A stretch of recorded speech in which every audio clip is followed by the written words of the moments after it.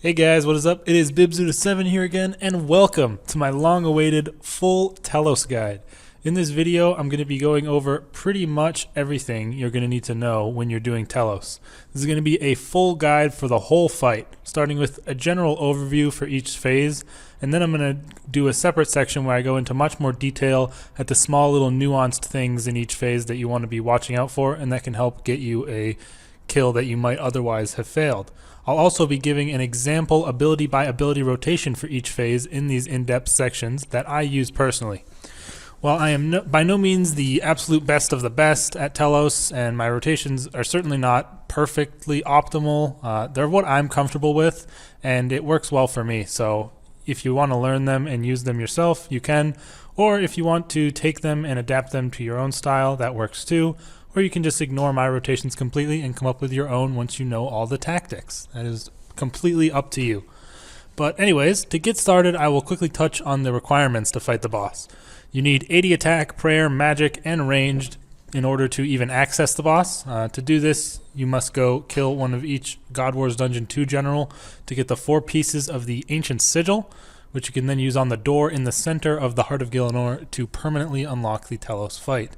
So you just need to go kill one Vindicta, one Hellweir, Twin Furies, and Greg, and it is a 100% drop from your first kill to get a piece of this sigil as long as you do the most damage, I believe. So once you have all 4 pieces of that, you can open the door and access Telos.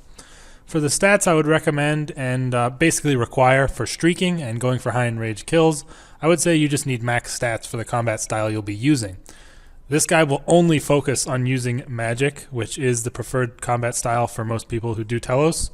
Melee and range are both certainly possible and have some disadvantages and advantages for each of them, but magic is by far the safest, most consistent, and easiest to learn in my opinion.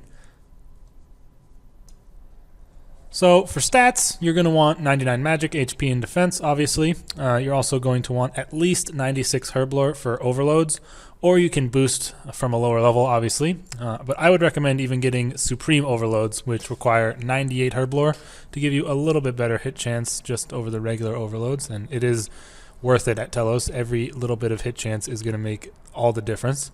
It is also possible to use Berserk Blood Essence and like extreme potions or whatever. I'm not sure exactly how it works, but you can do that for the first phase or the first few phases. I'm not even 100% sure. I'm not really familiar with those strategies, so I won't be covering them in detail here. You can look somewhere else if you are interested in using Blood Essences, but I would say if you're learning, stick to overloads just to make it easier for you.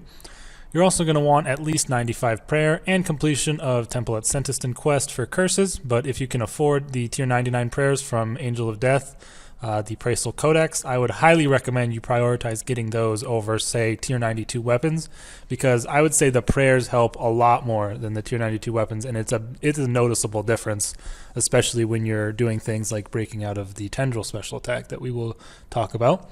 Lastly, you'll want at least 96 summoning for a pack yak, or even all the way up to 99 for a pack mammoth. While it is definitely possible to use a nihil at lower enrages, when you get up to higher enrages, and even at the lower enrages, especially when you're learning, you're going to definitely need that extra food from a beast of burden if you're missing any special attacks. And then at higher enrages, you'll just need that food because you'll be getting destroyed by his auto attacks even. So yeah, that's just something that you definitely are going to need, and that pretty much wraps up the stats you should have for Telos. You can certainly do it with lower stats, but I wouldn't recommend it, especially if you are learning, as you will likely end up losing quite a bit of money in the process, while not really even learning the boss properly, since your gear isn't going to be good enough to do reliable rotations every kill that are like the same for each phase. But you know, if you want to try that, by all means go ahead. You don't necessarily need these max stats, but I would say it is definitely something you want to consider waiting until you have the best of the best stats for, as it is one of the hardest bosses in the game, especially once your enrages get up there. Anyways, that pretty much does it for the stat requirements. Like I said, you really don't need to worry about much else aside from those stats that I mentioned. And yeah, with that being said, we're going to go ahead and move on to the gear setup now. At Telos, you generally want the best gear that you can afford. Here are the gear setups that I use, which of course vary based on the enrage level that I'm at.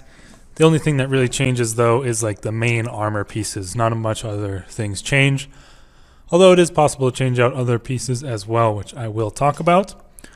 Starting on the left is what I use from around 0 to 300%, which is full Virtus, the Cinderbane gloves, my max cape, Reaper necklace, Asylum Surgeon's ring, rune pouch for my runes, Staff of Sliske, and then for a scrimshaw I use the scrimshaw of elements, although I don't really tend to activate it at low enrages. Virtus is probably the lowest level armor set I would recommend going to Telos with, and I would recommend it over Anima Core of Saren armor because the life point boost really actually will come in handy sometimes on phase 5, which you will find out why later. Of course, you really would want this to be augmented if you have the ability to do so with Invention. And the perks I would recommend putting on any armor you're going to Telos with would be Biting 3 and Crackling 3. Of course, you don't need Biting 3, but I would recommend having it. And if you can pair Mobile with Crackling, that would be really good. Although it's kind of hard to get that combination and I assume pretty expensive. I don't even have it myself. You don't need it. And then on your legs, I would say Impatient 3 is actually very useful because it'll let you get out thresholds more often.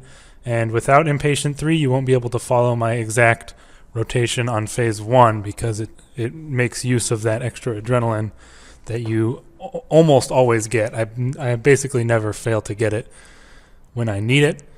And then for the last perk, you really, really want to have Enhanced Devoted at Telos. It is so useful. It saves you so much food and saves you from getting hit like so often. It is easily, in my opinion, the best perk on your armor at Telos. You really want Enhanced Devoted.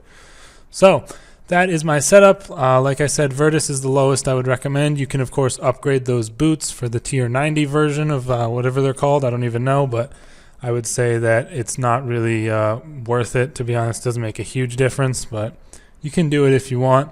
The Cinderbane gloves, I would 100% say you definitely want to have over any other gloves. They deal a lot of damage to Telos throughout the kill, and they're especially useful on phase 5 when you're not even attacking him. They'll still get in a bit of passive damage, so it is very, very good to have those. They are super, super nice. I know they've been rising recently, but they are still easily worth it if you ask me. Although at much higher enrages, like if you are using the final setup, which I haven't talked about yet, you might want to swap those out for a Death Touch bracelet because you will be taking a ton of damage, and the reflected damage might actually be more impactful than the Cinderbane glove damage. I've not tested that myself, but if you already have a Death Touch bracelet, I would say try it out at high enrages. Then, once I get to around 300 or 350% in rage, I will swap out my Virtus for Tectonic, basically just to give me that extra damage ability on phase 5 in particular, and around this point I will start activating my Scrimshaw only for phase 5, so that is something to note. And also I wanted to quickly touch on the other gear slots. For the cape, you can swap out the max cape for whatever your best cape is. I would say a Tokar Kal Mej or a God cape would be your next two best options if you don't have a max cape or comp cape.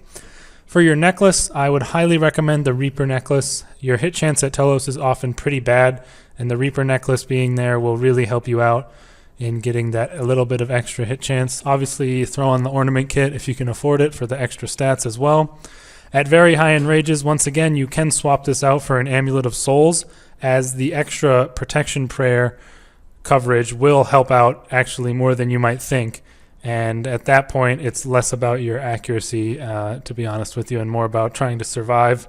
So that's just my opinion. I've not done it myself yet, but if you're like in the very high enrages where you might be using that Death Touch bracelet, you'll likely want to swap out for a Souls.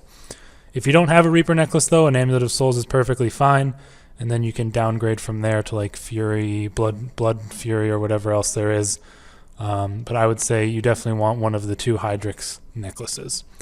The ring I've got is the Asylum Surgeon's ring, which really comes in handy as it saves you adrenaline a lot during the kill. Of course, if you don't know what it does, it allows you to use thresholds without consuming any adrenaline once every 30 seconds or so. So it is extremely useful. It can help you a lot. Sometimes get you out of a tight situation where you might not have the adrenaline you need, but it ends up saving you, so you get enough for whatever you might need adrenaline for. So I would highly recommend the Asylum Surgeon's Ring. You get it from the Broken Home quest, completing some after the quest challenges. It's not too hard to get, and it is non-degradable, very useful. If you have a very high death cost and you are afraid of dying a lot while you're learning, you can wear a Ring of Death to save you some money on your death cost, but I wouldn't recommend maining that because it does cost a lot to upkeep. And in my opinion, the Asylum Surgeon's Ring is better because it does give you a more important effect of being able to save adrenaline. Of course, you really want a large rune pouch. You can just buy it off the GE. Holds 3 runes for you, saves inventory. And then your weapon. You definitely want a tier 90 weapon at the very least at Telos, if you ask me. You can do it with lower leveled weapons, but I just wouldn't recommend it. It's not really worth it. So I have a Staff of Sliske, of course. You do not need tier 92. You can easily do it with a Nox Staff or Seismics. But you will need a wand. So if you have a Nox Staff and you are using that, you will need a Seismic Wand to go with your shield because you will be using your shield a lot on phases 4 and 5. So you'll need the wand to be able to continue attacking, of course. So make sure if you are using a staff, you do have a wand to back it up.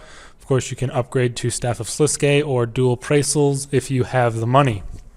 And for perks on your weapon, I would say just Aftershock, as well as Precise 5, or Aftershock 3 and Precise 5, or if you have Precise 4, Equilibrium 2, that is obviously better, although it is quite rare. But yeah, you definitely want that Aftershock. It gives you quite a good, decent bit of extra little bits of damage in there, and it helps you out. So those are the perks you would want for that. And then for your aura, I would unfortunately not recommend doing Telos off aura.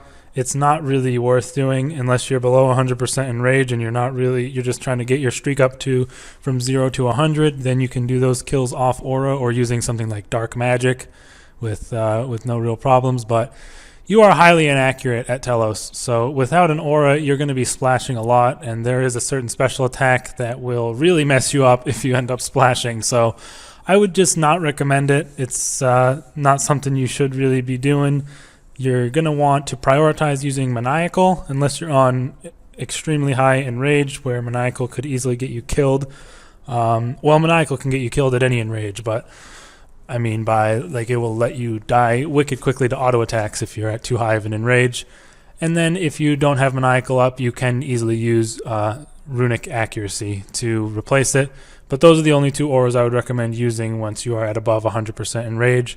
It's kind of unfortunate. I really hope they do something about Aura Escape for PVM, but as it stands, you should not really be doing Telos off Aura. If you have a Limitless Sigil, you can wear that. I don't have one, never used one, don't really have any way of implementing it into any of my tactics, so that will not be included in this guide. Lastly, of course, we have the final setup for very high Enrage, where you wear full Acto armor. You can probably tell that is not Acto. I do not have full Acto. I only have the boots and gloves. The other 3 pieces are the standard raids gear, which still works, but I don't ever wear it on kills. I have done up to around 800%. I'm waiting until I get regular full Acto to try and push even higher, but once I get to around 600% Enrage, I will start bringing the Acto helm, top, and legs in my inventory as a switch for certain situations on P5, which I will go into more detail in the P5 section. But if you are at or near 1000% Enrage, you're going to want to start defaulting to wearing Acto the whole kill because of the damage you really need to sustain. But other than that, not too much really changes around these levels of Enrage. Just the armor set, really. It's not a huge difference. Although one thing that you're going to want to note is your spellbook choice. You need to make sure you have the right runes in your rune pouch.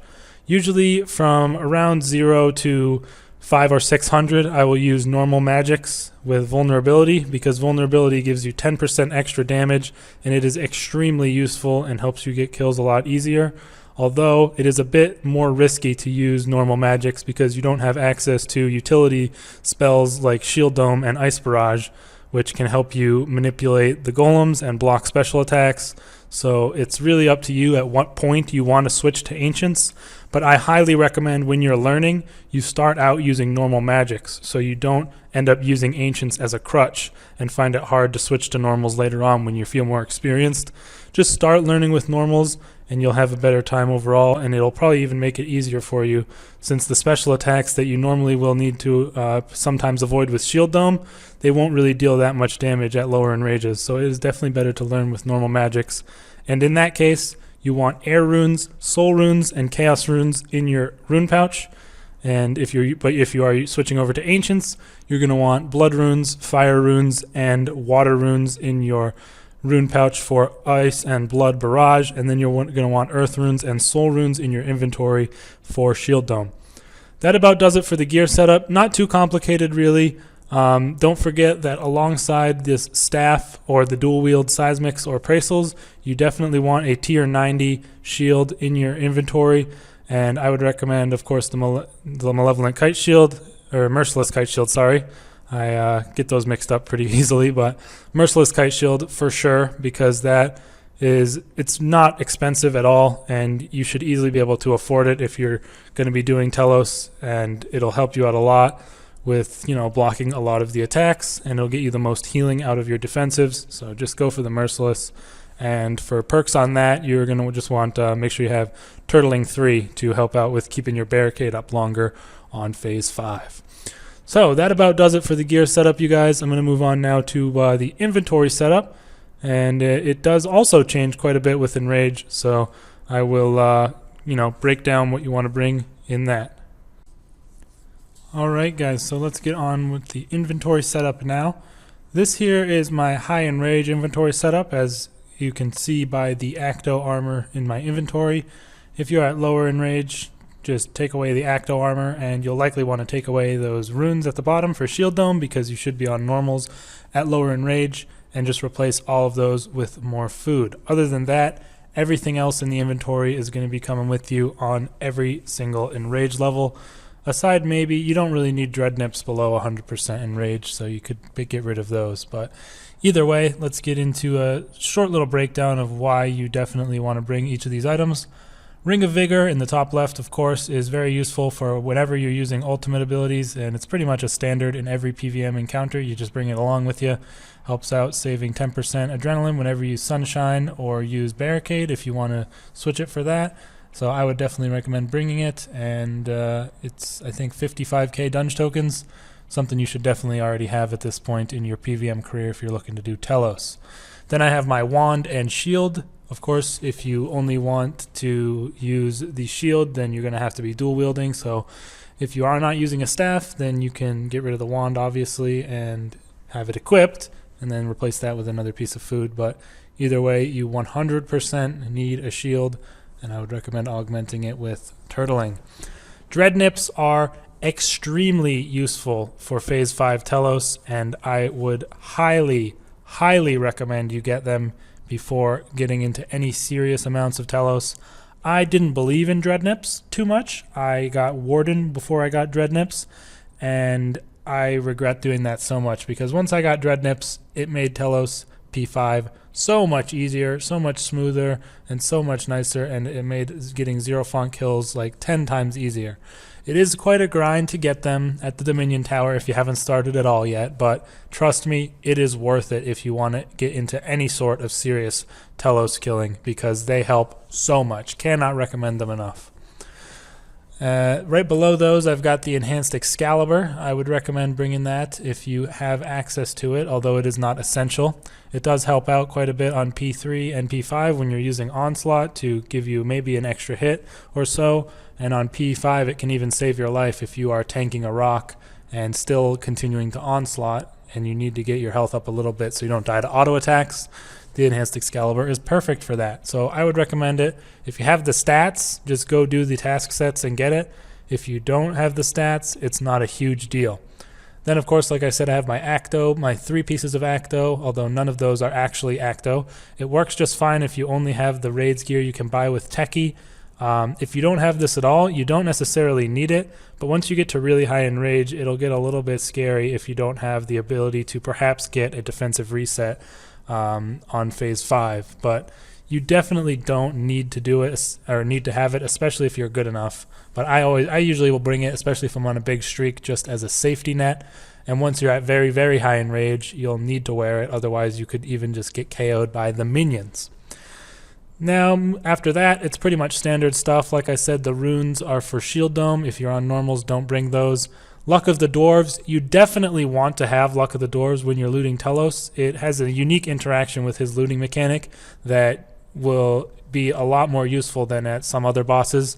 It essentially adds plus 25% Enrage to the kill, and that can potentially change one of your drops. I have had a time where I got a corrupted orb, and if I took off my Luck of the Dwarves, it turned into like 400 rune maces. So you really want to have Luck of the Dwarves. You don't necessarily need to bring it in your inventory.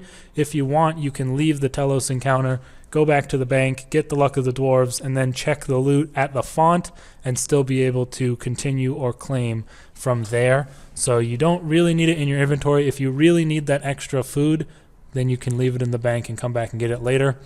Then I have a replenishment potion, which you definitely want to have. At least an adrenaline potion. Doesn't have to be a replenishment, but if you have them, then might as well use those. Supreme Overload, which you really want to have if you can make them. And then Weapon Poison ++ is something you definitely want to bring. It will do a ton of damage to Telos throughout the fight. He's uniquely susceptible to Weapon Poison, like a lot of bosses aren't, but it really is a must bring. It is super, super good. Although, if you are quick, you can use it in the bank and then go there and do the kill with it being active the whole time. I don't see the point in that, really, because is one extra food going to change your kill? Usually not. Either way, I then bring 5 Brews flasks in my inventory, 4 Super Restores, and then 5 Rock Tails there at the bottom. You can obviously switch those out for Sailfish, or Sailfish Soup, or Rock Tail Soup if you need better food. I don't have any Sailfish because I think they're a waste of money at the moment, and I have a lot of Rocktails that I'm just going to end up using up. So either way, you can do that if you want. And of course, like I said, fill out with Rocktails the rest of your inventory if you are not bringing some of these things due to your Enrage or just simply not having access to them. And then, of course, you want to have the Beast of Burden. If you are at a high enough Enrage where you're not going to be using a Nihil, I pretty much never use a Nihil because when I'm at low Enrage, I just like to chill and not really try hard. And as a result, end up getting hit by a lot of special attacks and needing that little bit of extra food. But you can definitely use a Nihil if you want at low Enrage, and as long as you're skilled enough, but I wouldn't recommend it when you're learning. So either way, if you are using a Beast of Burden, I recommend putting 4 Brew Flasks in there, and then the rest just Rocktails or whatever your chosen piece of food is. You definitely want to have a few brews in there. I recommend staggering them throughout the familiar's inventory in order to make sure you don't get a bunch of brews at once when you need regular food.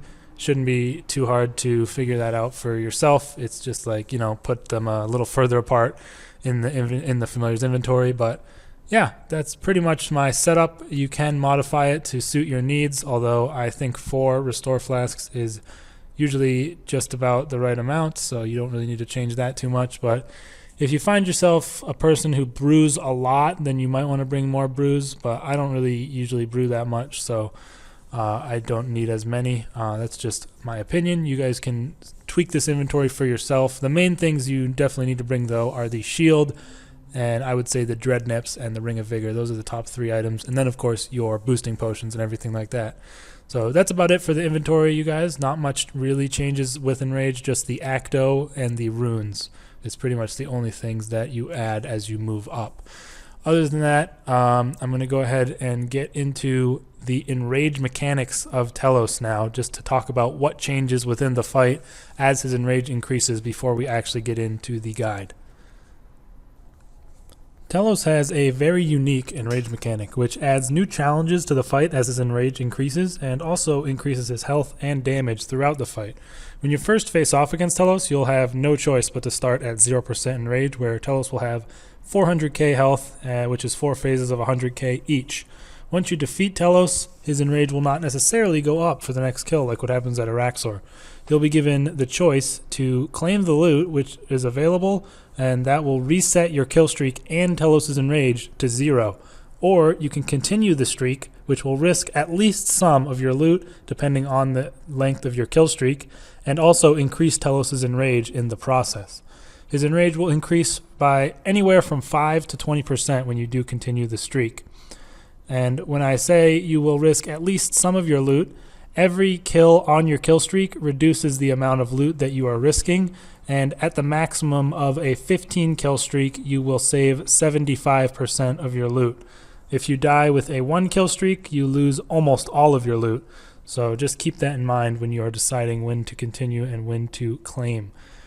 Once you have beaten Telos at least once, you'll be given the option to choose a starting Enrage at the beginning of a new streak as well. You're allowed to start at any Enrage from 0 to your current best Enrage plus 5%.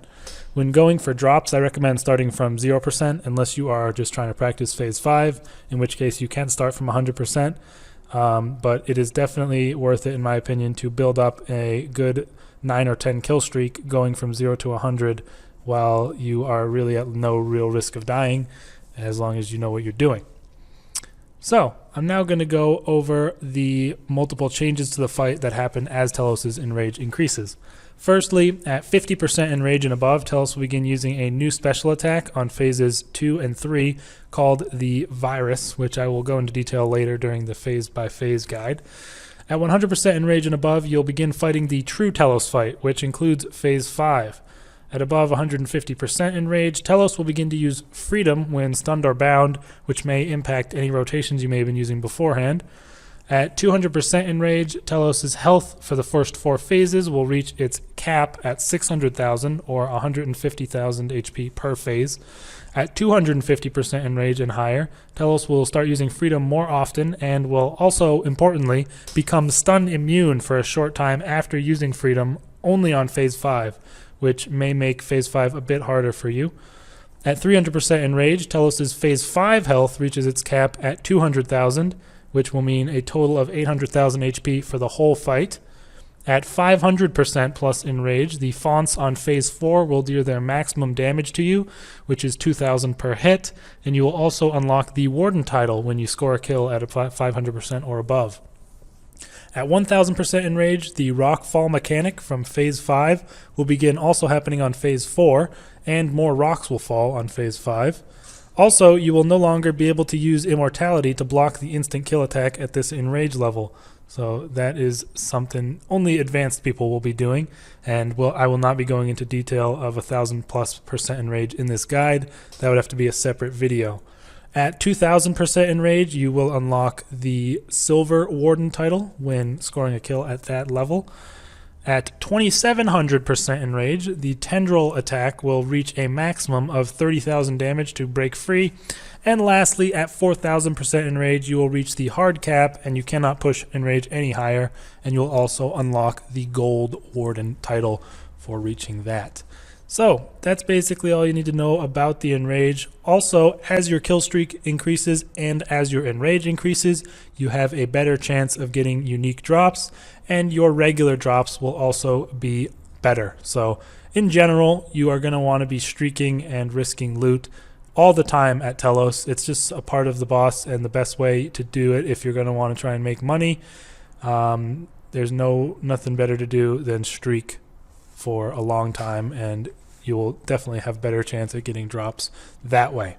So that about does it for the pre-guide stuff, I guess. So I'm now going to move on into phase 1 of the guide, where we will go over a general overview of the first phase and talk about how you go about dealing with all of these new mechanics, most of which will repeat on subsequent phases. So it's important to get used to some of the mechanics you see, as they do show up on multiple phases.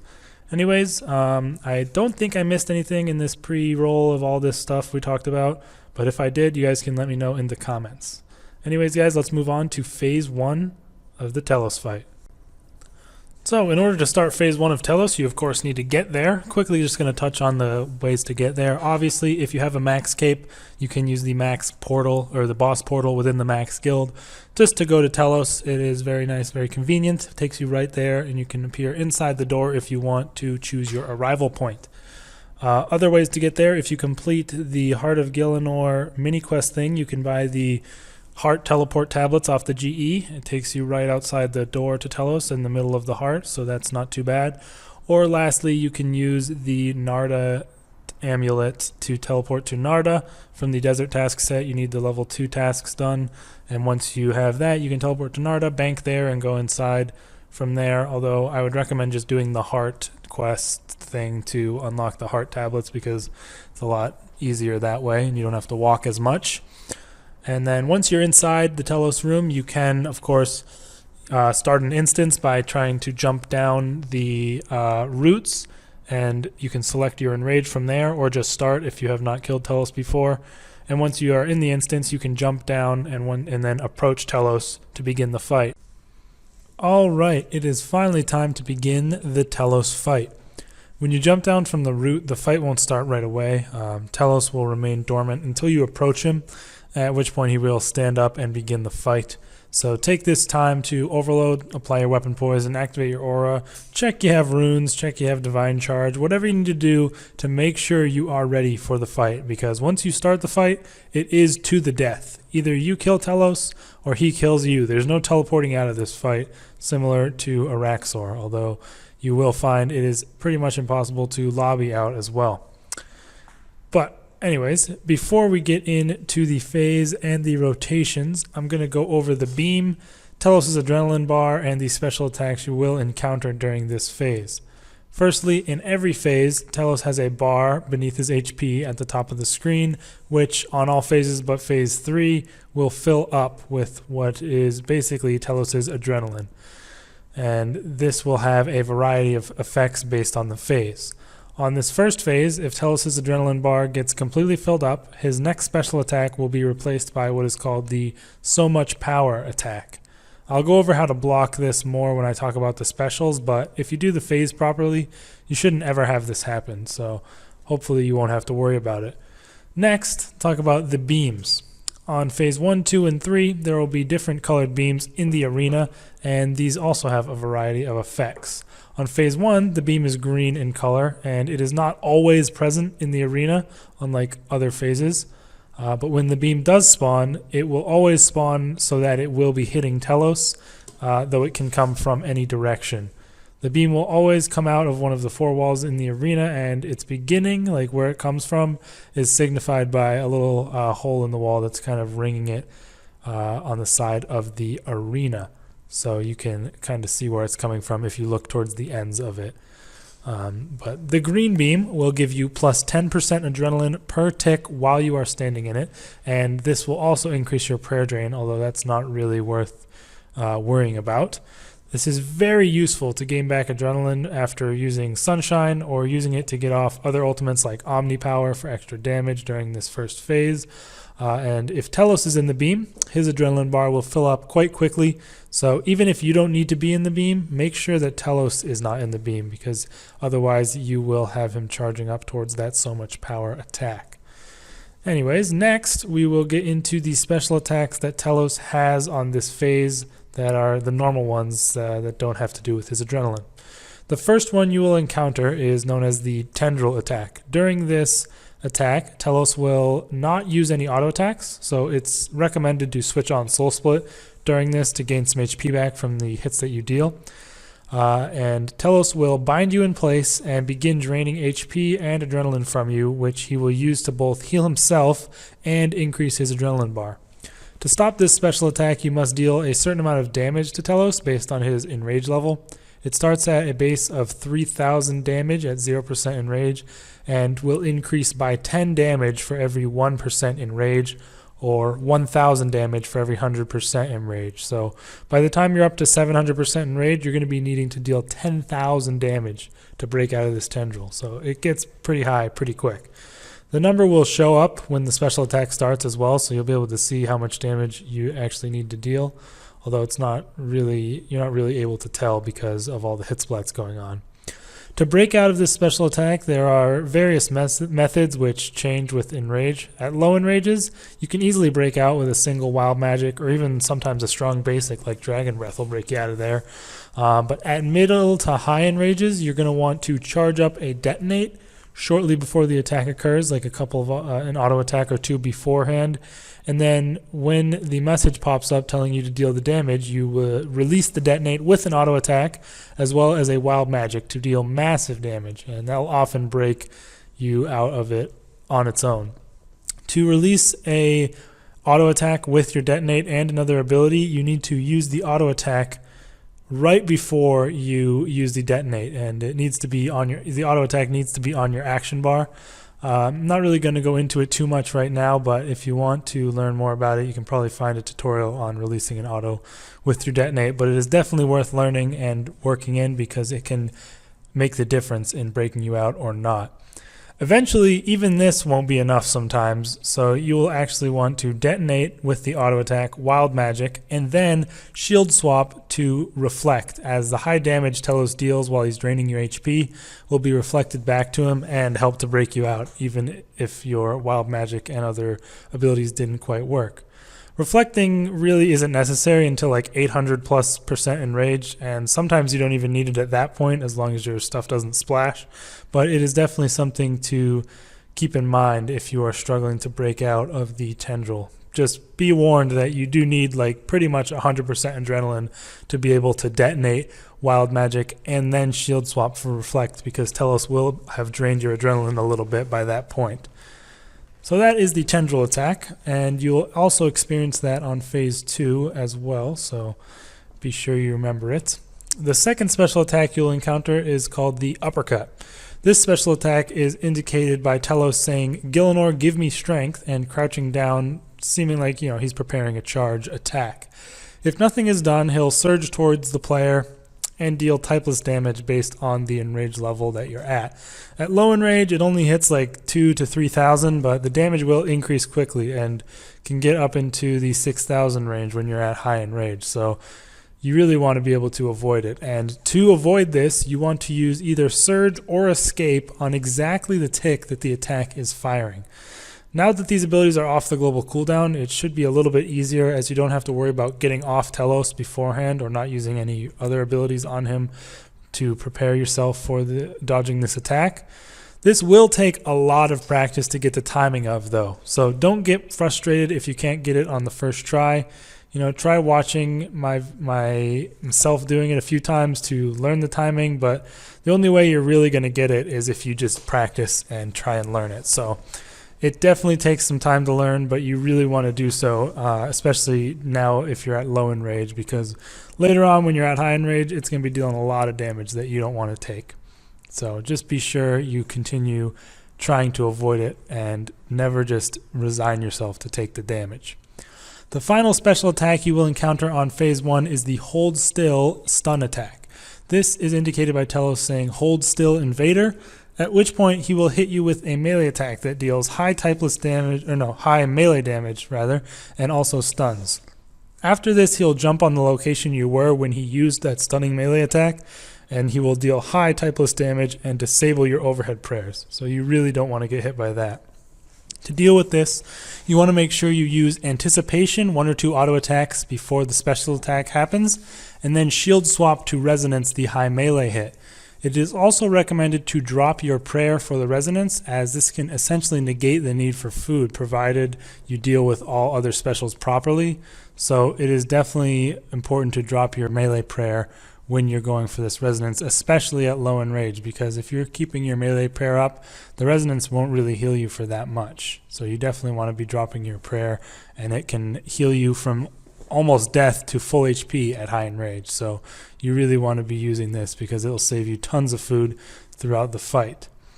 Then you want to make sure you do walk away a bit to avoid the jumping smash attack, because that can one-hit kill you at high enrage. So you definitely want to avoid that.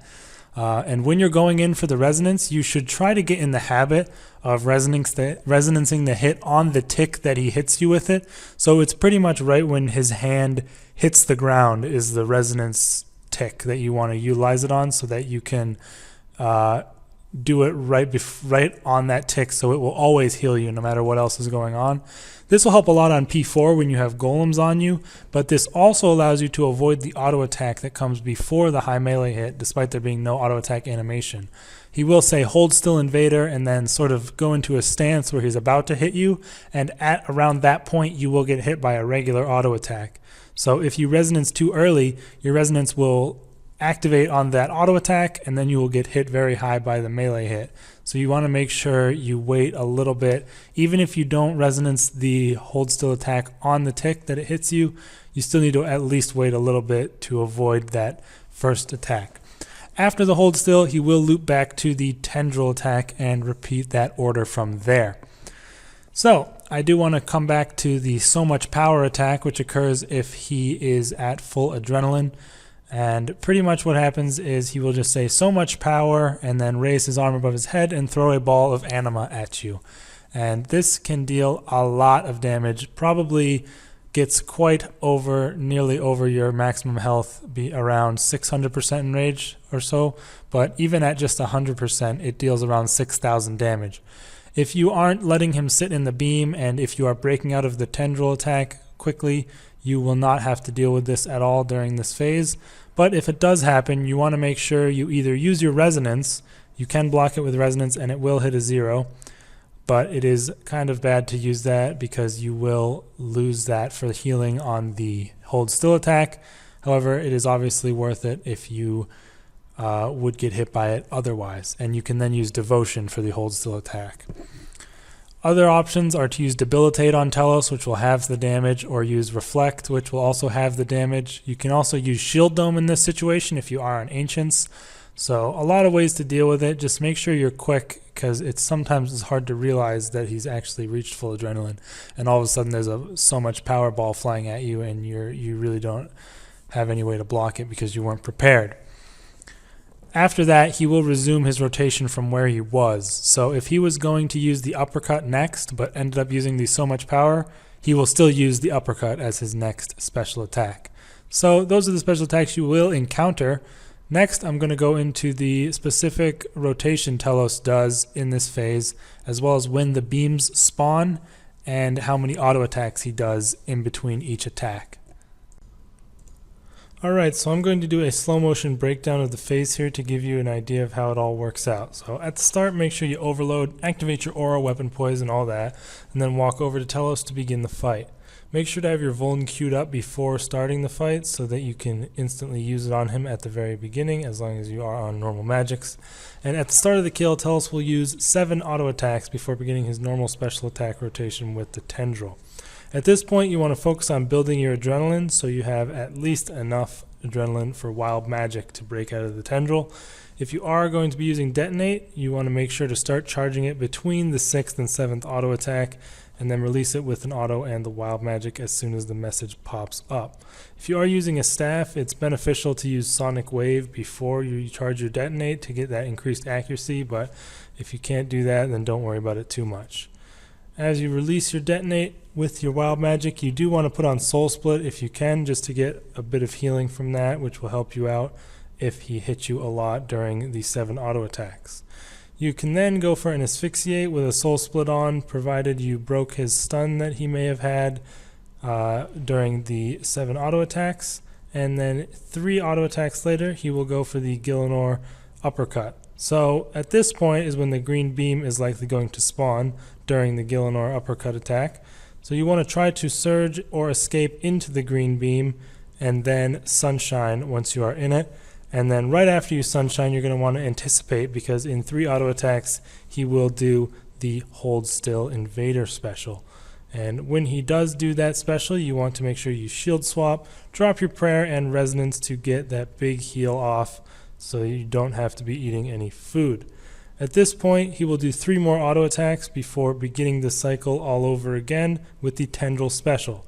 So make sure you charge your Detonate a little early, but you don't really need to detonate this time around if you're not at too high Enrage, because you are going to be under Sunshine and you will likely be able to break it with just wild magic, provided your Enrage isn't too high.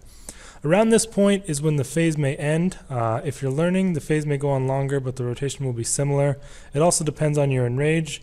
When Telos reaches his HP cap at 200% Enrage, then the phase will end at 450,000 HP, and it'll be different for every Enrage in between that and 0. The only difference at this point will be when the beam spawns on your rotation, so be aware of that. But once you are confident, you want to make sure that you avoid eating, even if the phase goes on too long, even if you're low HP, and just allow the hold still and the soul split to be your only sources of healing, so you can save your food for phases 4 and 5 when you really are going to need it. So that's pretty much phase 1, guys. It's pretty simple. Just make sure you are able to break out of the Tendril. You want to make sure you have those thresholds off cooldown and you have enough adrenaline to be able to use them to break out. There's not too much nuance in this phase, not too much to note.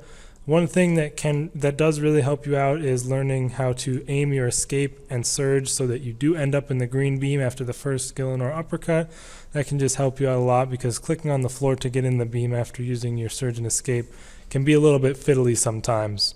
But yeah, other than that, as long as you do it right, he really should never use the so much power special, so that shouldn't be something you have to worry about too much, and you can move straight on into phase 2.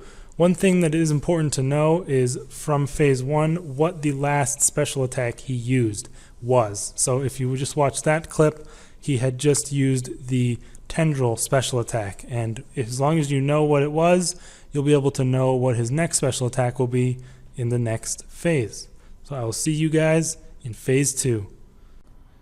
The first thing you need to know about phase 2 of the Telos fight is whatever special attack Telos used last on phase 1 will tell you what he is going to use first on phase 2.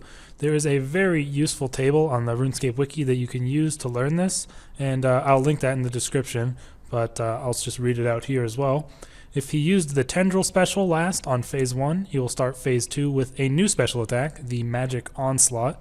If he used the Gielinor Uppercut last on phase 1, he will start with the Hold Still Invader Special.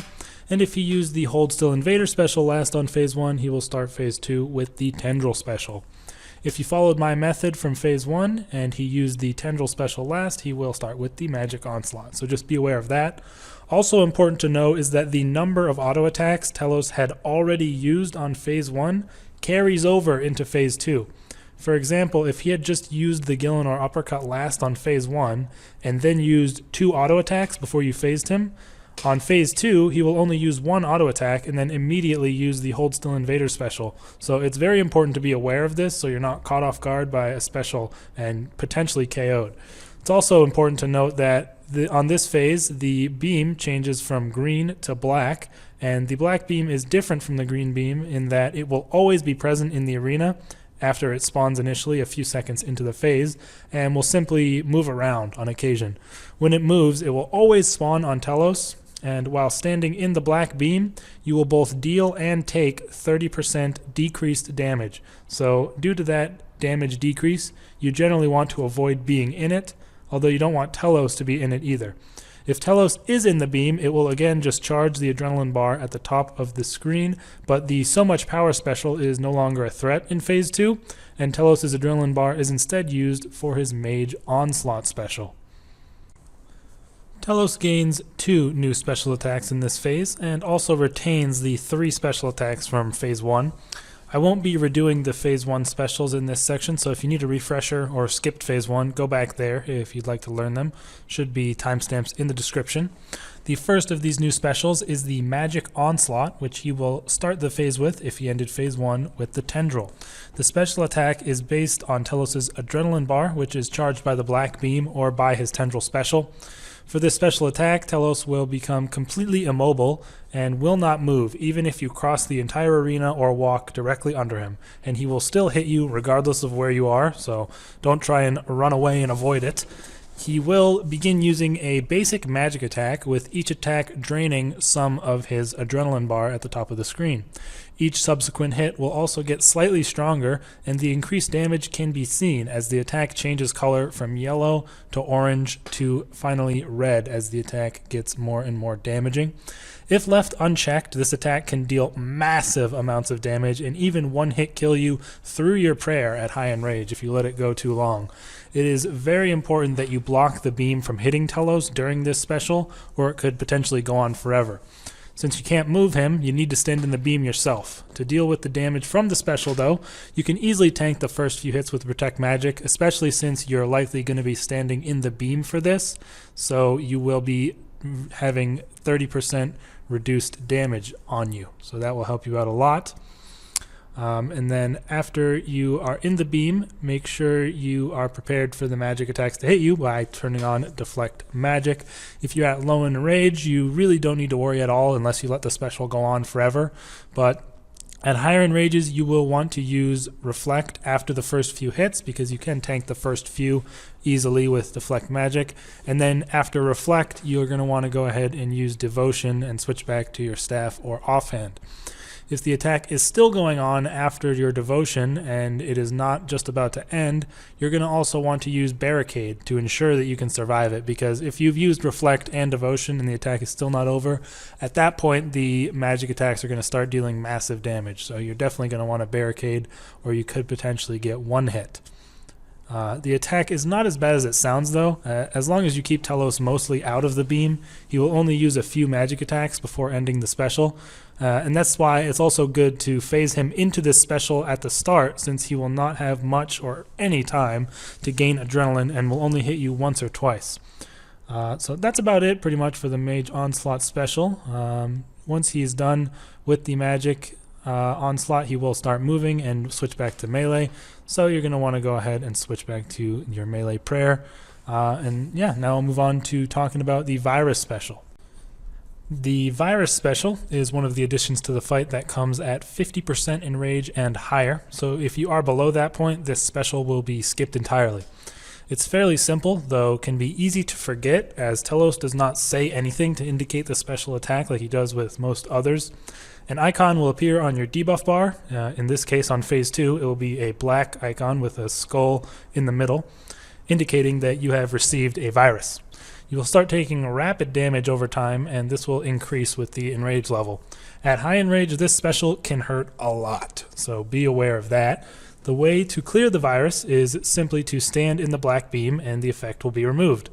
The virus lasts for a total of 30 seconds if you do not remove it, and if you don't remove it in that time, it will go away on its own, but will also deal a powerful hit that is equal to 10 times the bleed damage, and that can easily kill you, especially at higher Enrages when the bleed damage is near 1,000, meaning the hit would be 10,000.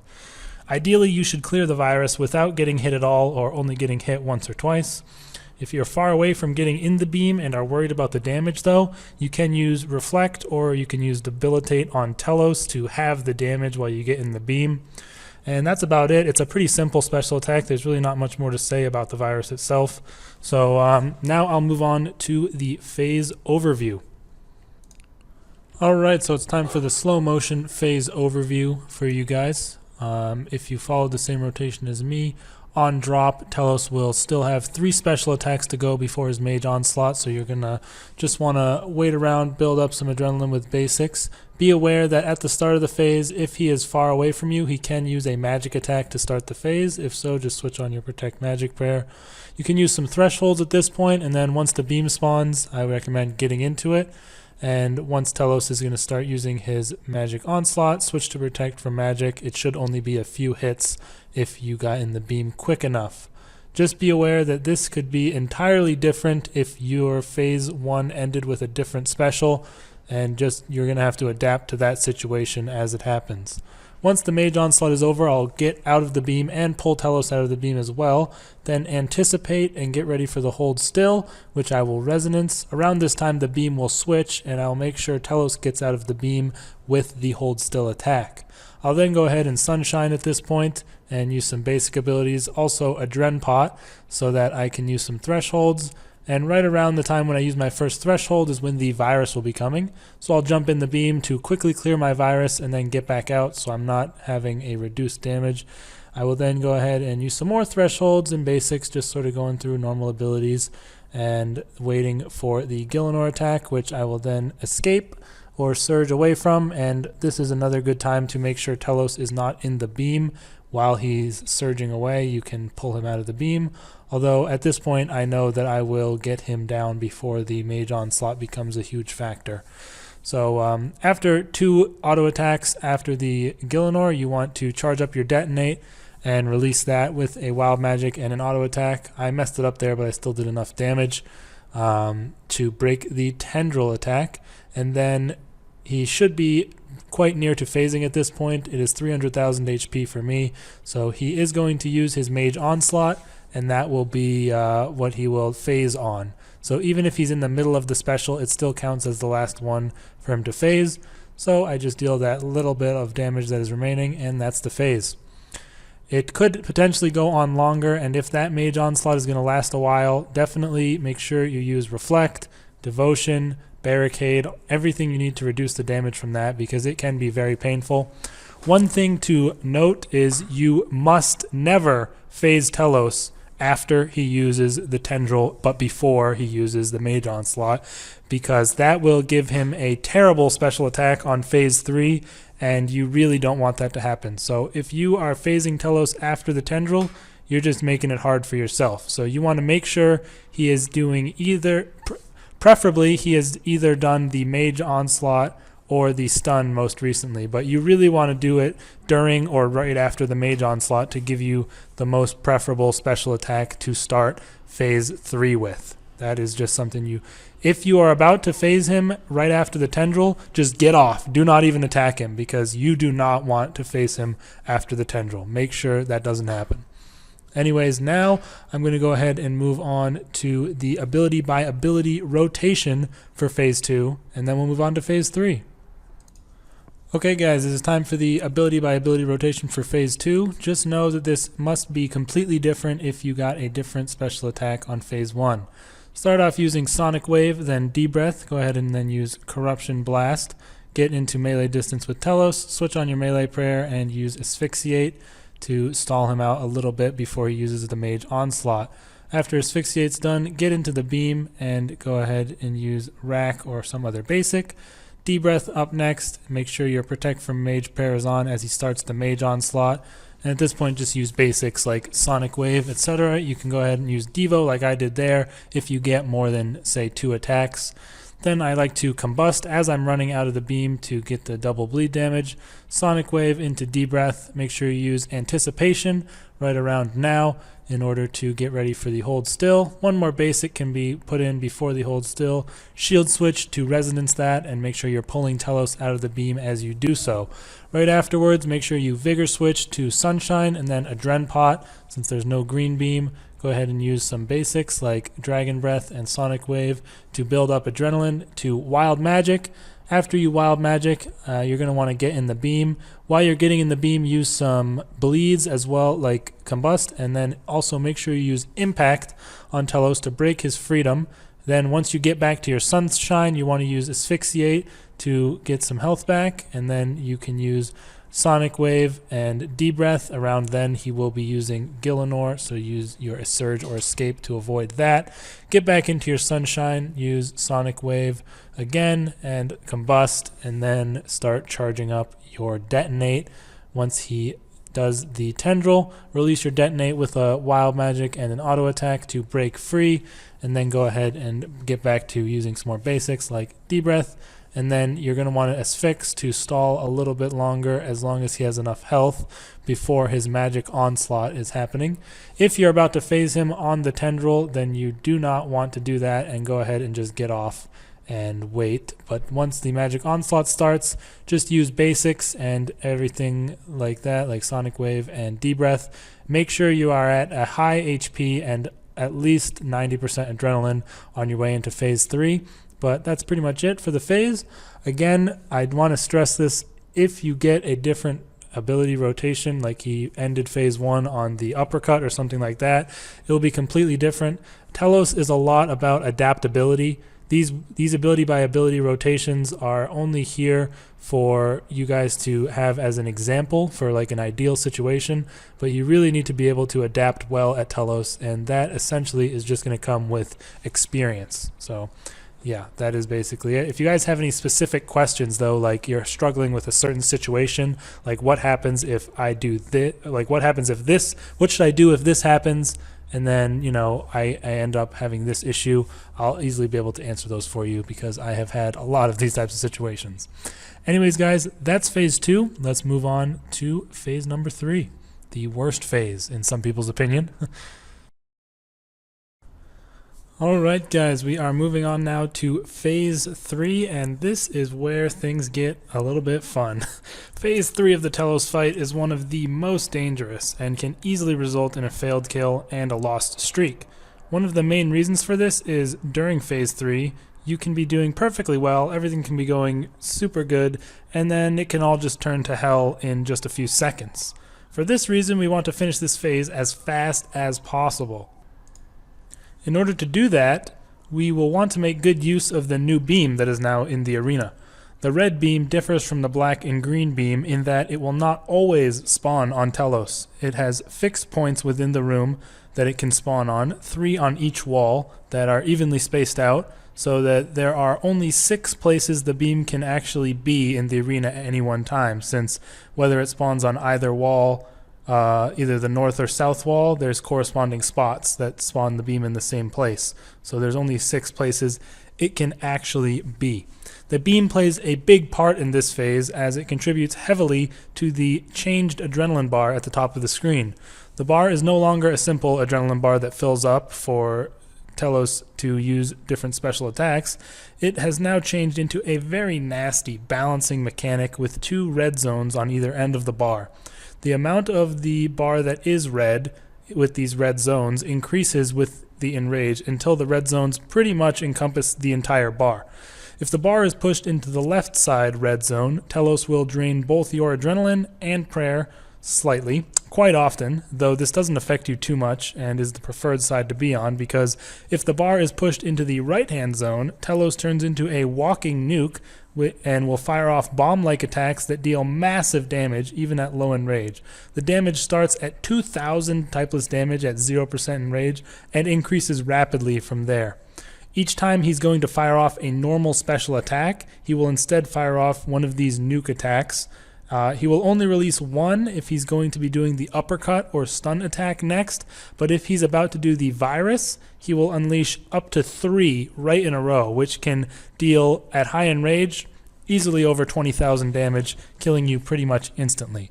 So you definitely want to avoid that at all costs. You really can't have the bar be in the right-hand zone at all. If the bar is pushed to the right, you should try to barricade or reflect as soon as possible to reduce the damage from the upcoming nukes or risk easily dying to them. If Telos is standing in the red beam, the bar will be pushed rapidly to the right towards the nuke area. Therefore, your priority throughout this phase should be keeping Telos out of the red beam at all times. During the phase, 3 Anima Golems will also spawn, 1 at a time, quite slowly, until they're all 3 there, and then no more will spawn, and they will all be there at the same time, and they will slowly push Telos' bar to the right.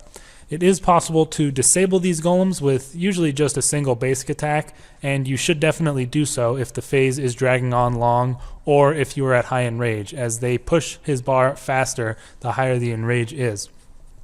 They will stand back up after a short amount of time, so if the phase continues on for a while, you'll have to continually disable them while still keeping track of Telos' normal special attack rotation. Now, if you are standing in the red beam, you will both take and deal 30% increased damage.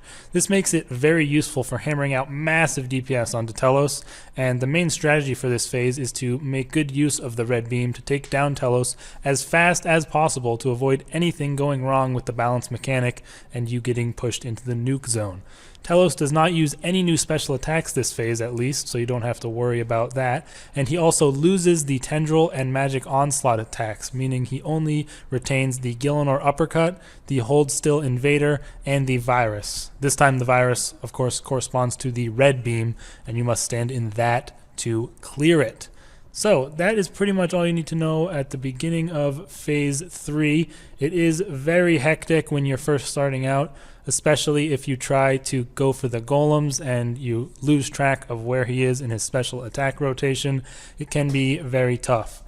For this reason, you need to make sure that you phase Telos into Phase 3 after the magic onslaught. That is the ideal situation because that means his first special attack on this phase will be the red virus, which is essential in incorporating the strategy that pretty much everybody uses on this phase, which is to onslaught at the beginning.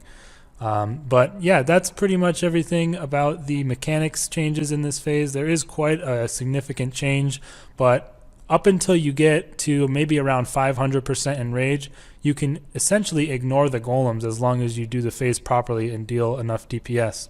But we'll get into that in the phase overview, which is coming up next because there's no new special attacks to go over.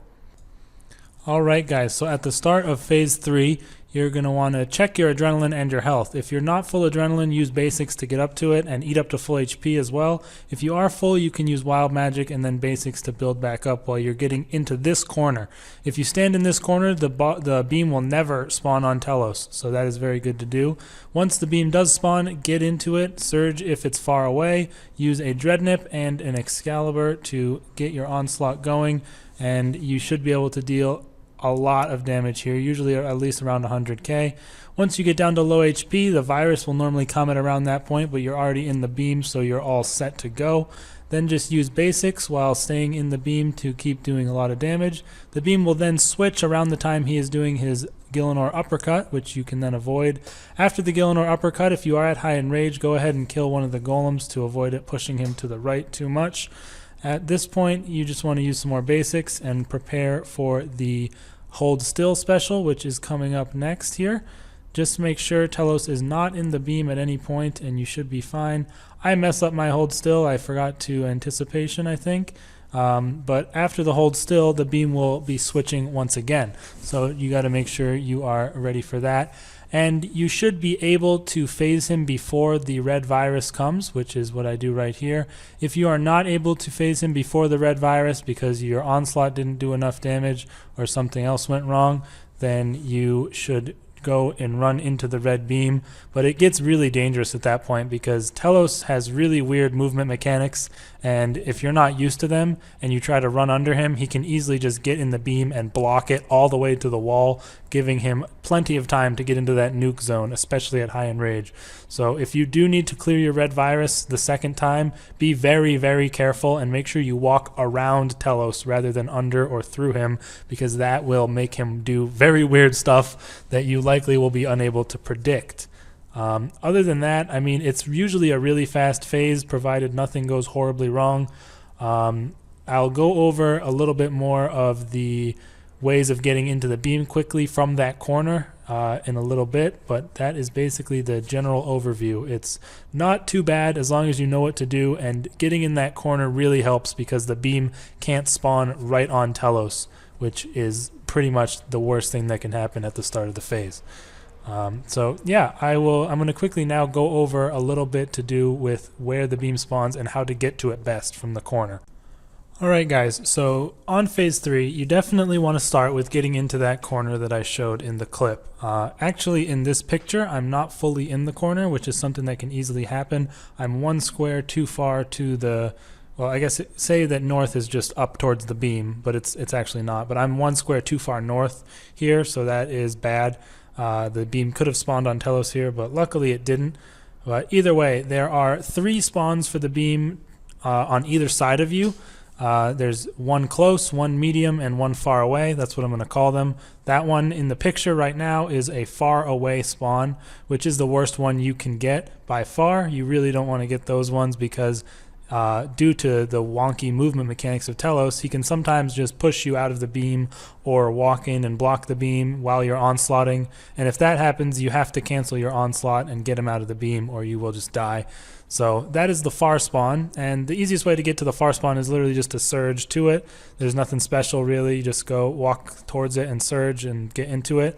Although if the beam is not coming out of the wall that is next to you, like say the beam is coming out of the wall that's off screen to our right here, that means you will have to walk away from the wall about 3 or 4 squares to get in the beam so that you are perpendicular to Telos. It's hard to explain with words. I will show a clip for this later, but that's just how I can explain it with words. You need to walk away from the wall a little bit to prevent him from walking into the beam and blocking it from the other wall. Then there is the mid spawn, and that was the spawn we got during the clip I showed, which we got the mid spawn to the right hand side instead of to the above us. And there's a very specific way you want to get into that beam, the middle beam. And if you are in the corner, the very corner, if you walk 2 squares, specifically 2 squares either to your right or up when the beam is in the mid of either of those sides, and then surge, you will land directly in the beam.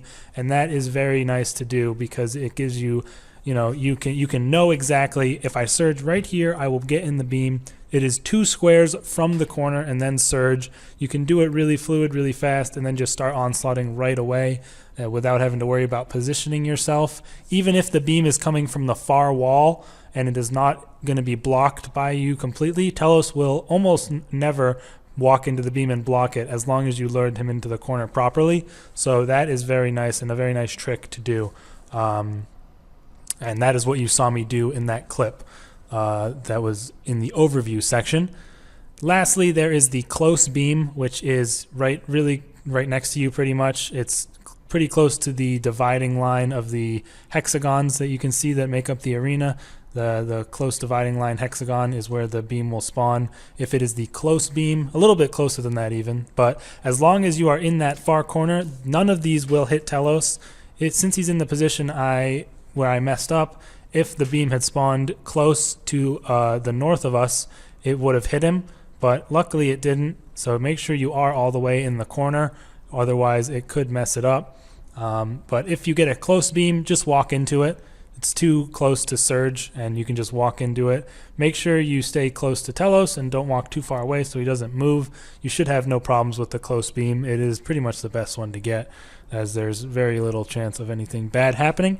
But yeah, I just wanted to do that for you, show you that for you guys. I'll quickly roll a clip right now of the far away beam and what you need to do to make sure you're perpendicular to Telos so he doesn't push you out. So you're seeing that now on screen.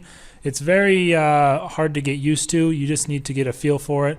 Just take like 3 or 4 steps out from the wall while you're on your way into the beam if it's coming from the far wall, and it will allow you to basically block Telos. He'll walk up to you and then stop and not walk into the beam. But if at any point during your onslaughting does he walk into the beam, you stop and get him out of the beam instantly.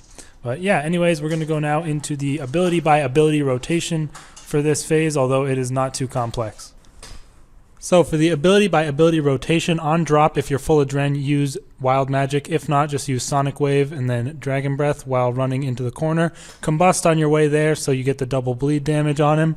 And then use Corruption Blast. Wait for the beam to spawn. Use Sonic Wave. Surge to the beam or walk into it if it's close by. And then simply Onslaught with your Dreadnip and wait until you have to cancel the Onslaught. And you should get your virus during this time, which will be automatically cleared. I usually stop my onslaught if I'm below 3,000 health, like right there. Stop your onslaught with a Dragon Breath, then use Sonic Wave, Corruption Blast, and then try and get a Combust on him, before the Gielinor. Use another couple basics and then escape from the Gielinor. Make sure you have him escape out of the beam if he's in it during the Gielinor. Then you can kill one of the golems with some basics. I actually anticipated too early here, but you want to continue using basics and then anticipate before the hold still comes. And if you have enough adrenaline and he hasn't drained it, you can use thresholds like Wild Magic, and you should be able to resonance the hold still and then run out. Again, if the beam spawns on him, make sure you get him out of it. And then after that, pretty much should be the phase. If you haven't completed the phase at this point, make sure you're ready to get in the beam for the red virus. But that's basically it for phase 3. We're going to move on to phase 4 now. Phase 4 of the Telos fight is quite a bit different from the other 3 phases, and it's much more complex. You will notice right away that the arena for this phase is quite different from the others, and it's also much larger. There will be 3 colored fonts around the edges of the arena, and you will drop down nearby to the green or pure font. These fonts play a very important role in the phase, as they will help you to block Telos' instant kill attack. The start of the phase plays out like normal, with Telos' first special attack being influenced by his last attack on phase 3. However, unlike Phase 1 into Phase 2, his auto attacks do not carry over from Phase 3, and he will always do 3 auto attacks on drop before his first special attack. If he used Virus last on Phase 3, he will use the Hold Still Invader special first on Phase 4. If he used the Hold Still Invader special last on Phase 3, he will use the Anima Bomb special, the new one, on Phase 4. I will break that down later. And if he used the Gielinor Uppercut last on Phase 3, he will use the Gielinor Uppercut first on Phase 4. Again, refer to the table on the wiki in the description to keep that up while you're killing it so you don't have to remember it on your first few tries. But anyways, Telos does gain 1 new special attack this phase and loses the Virus, as there are no beams present during this phase. He will still have the Uppercut and Hold Still specials, and the special attack rotation in this phase is 3 attacks, the Gielinor, 3 attacks, the Anima Bomb, 3 attacks, and the Hold Still, and that repeats. You obviously can start the phase with any one of those special attacks, but that is the order in which they will go from then on. At each increment of 25% HP on the phase, Telos will phase into one of the 3 fonts, starting with the pure font that you dropped nearby to. He will begin to siphon from the font, and at this point he will be immune to all damage. He will also summon 3 stone golems, one of each type. A pure golem, a volcanic, and a corrupt anima golem, and they each have their own special abilities. The pure golem is green and deals increased damage the longer it is alive for. The corrupt golem is black and can inflict a debuff that makes your armor a percentage point less effective. And the volcanic golem is red and can stun and bind you for 3 seconds and does so quite often, so it's very annoying. When Telos phases into the font, you want to stand on top of it in order to charge it up to block Telos' instant kill attack that he is charging up. The font will drain HP from you during this charging process a total of 5 times. The damage starts at 1,000 per hit at 0% Enrage and increases based on the Enrage up to a max of 2,000 per hit. I'll talk about how to deal with that in the overview section. While you are standing on the font, you want to engage combat with the golems, focusing on the volcanic golem, as its stuns can be very annoying. And once you take that down, you can go for either the pure or the corrupt. It's not a huge deal which one you get first. I tend to go for the corrupt because the stacks are a bit annoying, but AoE abilities like Dragon Breath, Chain, and Corruption Blast are all great here since it will hit all 3 of the golems. Once the font is fully charged, Telos will launch his instant kill attack, and you must be sure to be standing within the protective dome generated by the font to avoid being killed. This attack will also put your defensive abilities on a short cooldown, so be aware of that and ensure that you don't need to use any in a short time after, and if you do, just eat up and avoid the special attack in a different manner. After launching the instant kill attack, Telos will resume his normal attack rotation right where he left off. So if he was 1 attack away from using his next special, he will only do 1 attack and then use that special. So be prepared for that. You usually want to phase Telos into a font right after he does a special, so you have the maximum amount of time for your defensive abilities to come off cooldown. And after that, he will continue his normal attack rotation until you deplete another 25% of his HP, where this process will repeat on the volcanic font. One different thing happens at the volcanic font though, since while Telos siphons from the fonts, he gains adrenaline on his newly restored regular adrenaline bar, and as long as you stood on the first font right away, it won't fill completely until after the second font is siphoned. This process is unavoidable and will always happen on the second font, even if you do everything perfectly, so you just have to be prepared for it. After Telos launches his second instant kill attack, his next special attack will be the So Much Power special that we talked about in Phase 1. This can deal incredibly high damage and easily one-hit kill you at even mid-tier enrages if you are on low HP. As such, it is important to phase Telos into the second font right after he does one of his regular special attacks. You want to do that on every font, but it is extremely important on the second font. So that after that instant kill bomb, he will do 3 auto attacks before launching the So Much Power special, and that will give your defensives time to come off cooldown, and you can then block it with Resonance or Barricade, or reduce the damage with something like Reflect or Debilitate. I will discuss my specific strategy for this more in the overview of the phase. But after this, Telos will again resume his rotation as normal until you deplete another 25% of his HP, where the same process occurs on the corrupt font.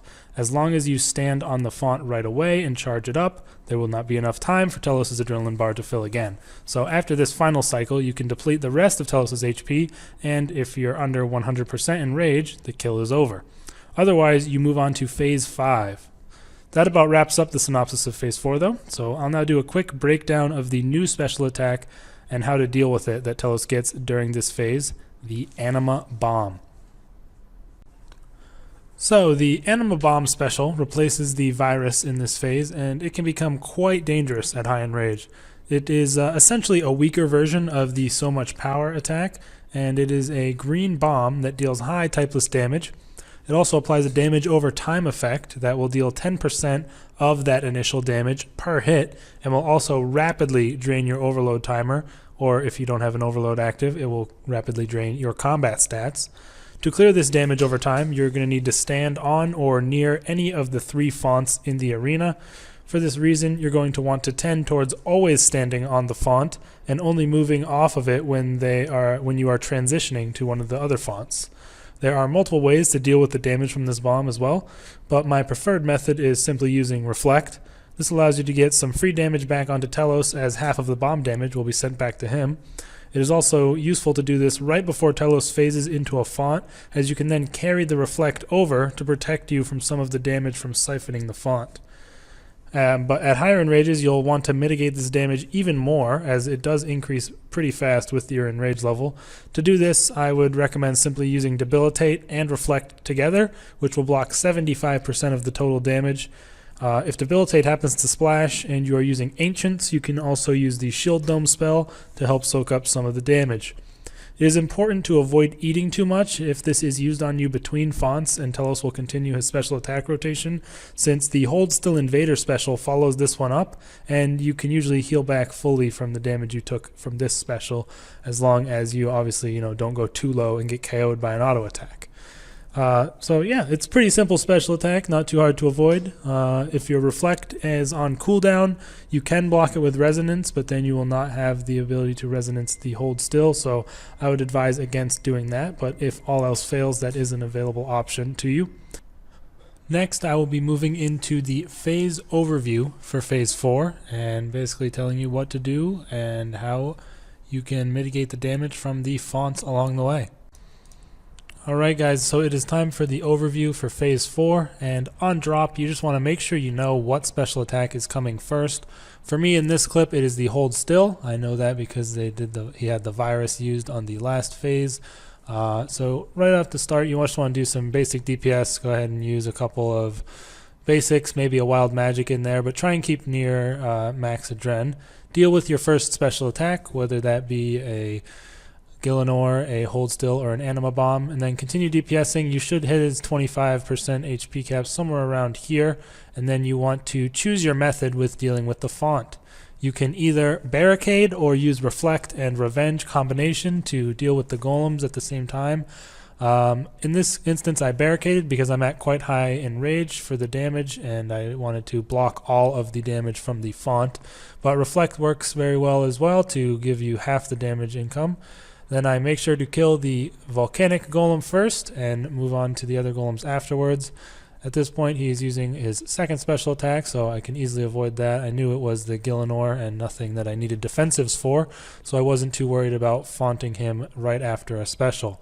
At this point I know the next special is going to be the Anima Bomb, so I went ahead and debilitated him there and went for a Reflect to block most of the damage into the font. Next up after that I know is the Hold Still. That's why I'm not eating up, and the next threshold for his HP is going to be 75k, so I'm going to use the Hold Still along with a combination of basic abilities to font him. In that little instance it's very important to font him during a special attack into the second font, which is exactly what I did there right as he was using the Hold Still. I went ahead and used Revenge for this font. Unfortunately my Reflect is still on cooldown from using it for the Anima Bomb, so I am taking the full brunt of the damage from the font. Not a huge deal since I have plenty of supplies, but you do want to try and avoid that if you can. My Barricade was also still on cooldown, but Importantly, it is now off cooldown. It is just getting reset by the instant kill attack. And that is how I usually tend to block this, the so much power. I will barricade it and just keep my barricade going for the next special attack as well, which is a pretty useful tactic. If you barricade the so much power on tick, you can just keep your shield on and your barricade will block the next special attack as well. As you can see, I didn't have to surge there. So that's pretty useful. And then just make sure you kill off all the golems while you are barricaded and head over to the next font to deal with that. And the threshold for this font is 37.5k, and I know the Anima bomb is coming up next, so I debilitated him. Unfortunately, that put me below the threshold level of 50% adrenaline, and I couldn't reflect until after the bomb hit me, but I did get my reflect off for this next font, and I am just taking out the golems as usual. Pretty much the same as all the other fonts at this point. Once you make it past the so much power special, it's not too bad getting through to the phase 5. So at this point, he just fired his final instant kill attack, and he is just resuming his normal attack rotation until I finish him off, which is the rest of his HP, to move on to phase 5. I did know the hold still is coming up next, so I did manage to get the res. That is why it's important to know how to res on tick of the attack, because if I had resed even a little bit too early, I likely would have had my res broken by that pure Anima golem who was still alive. At this point, I'm mainly trying to focus down Telos to get into phase 5, and the Anima golem died to some extra damage that was coming out from outside. At this point, you want to make sure you're prepared for phase 5. You activate your scrimshaw, you eat up to full, you have full adren, you drink your prayer, you drink your overload, and you have your poison potion going. Just make sure you go into phase 5 in the best possible state that you can. And yeah, that's pretty much it for phase 4, you guys. It can get very hectic when you're just starting out with it. It's a lot to keep track of, especially when you're trying to finish off the golems and remember the special attack rotation and everything. So don't get too upset if you struggle with it at first. It does take a lot of practice to get everything going so smoothly. But yeah, the main thing you have to try and make sure you know about is if you're going to barricade or reflect and revenge the font. You usually only can even actually try to barricade the first font unless you want to resonance the so much power, which is quite risky and definitely not something you want to focus on doing, I would say, unless you're going for speed kills.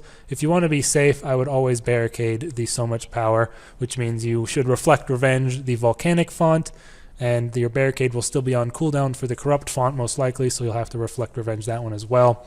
But you can easily barricade the first font if you like.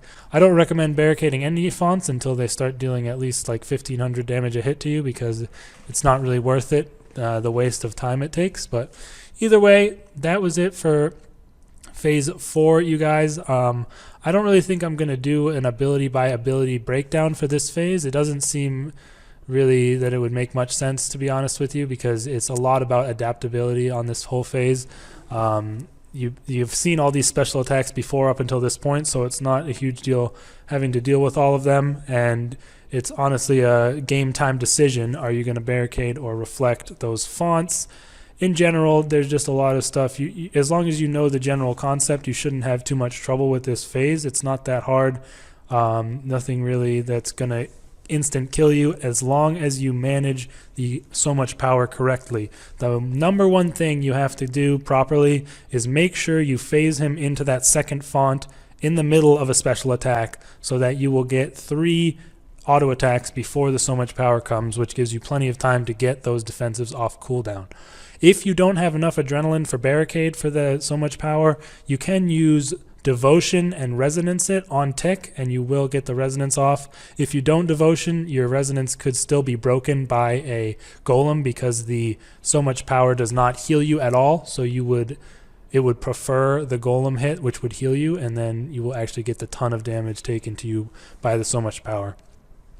That's pretty much all the tips I have for you. If you do accidentally phase him into the second font when you're not ready, and he's not going to be doing, he's like only going to do 1 auto attack or 0 auto attacks, that's what Shield Dome comes a lot in handy for, if you have that available from Ancient Magics. And you can still manage to resonance it if you use preparation before the instant kill attack is fired. Then you stun Telos and you stun lock him so that the golems will hit you and bring your resonance off cooldown more quickly. That's very hard to do, and it's not something you can really rely on, but if you really need a backup strat for failing the font in at one of the specials, there it is for you. I don't think I have any clips of that, unfortunately. I'll try and get one if you guys need it, if you can, say it in the comments or something like that. But yeah, that's basically phase 4 for you guys. If you have any questions regarding it, I'm more than willing to answer them. I'm just not I don't think this phase really would make sense to have an ability by ability rotation for, especially because it's so long and you're just going to be using basics and thresholds at random times. It's not really a set rotation this time around, aside from when you phase into the fonts. Phase 5 of the Telos fight is extremely chaotic, and that can make it hard to keep your cool and avoid panicking as you near the end of the kill. In this section, I'll try to teach you everything you need to know about Phase 5 to get those easy zero font kills with no issues. Many things change during Phase 5, with the first being Telos is anchored in the center of the arena and will not move at all, meaning he will mage you for the entire phase. Secondly, all 3 beams are now present in the arena, one on each side of Telos that you did not start the phase on. The first thing you want to do at the start of this phase is click on Telos and set a Dreadnip on him to start stunning him as soon as possible. Telos' adrenaline bar will gradually fill during this phase, and when it is full, he will launch an instant kill attack. Any stuns will slow his adrenaline gain, so the Dreadnip will be very useful. A few seconds after the phase starts, Telos will summon 6 golems of one of the 3 types. The intended mechanic for this phase is for you to drag the golems to their corresponding font and kill them nearby it to charge it up, which will allow you to block the instant kill attack. However, this is largely unnecessary until over 1000% Enrage, and even then, I know people sometimes still don't do it. Instead, you simply kill off the golems and use immortality to block the instant kill attack.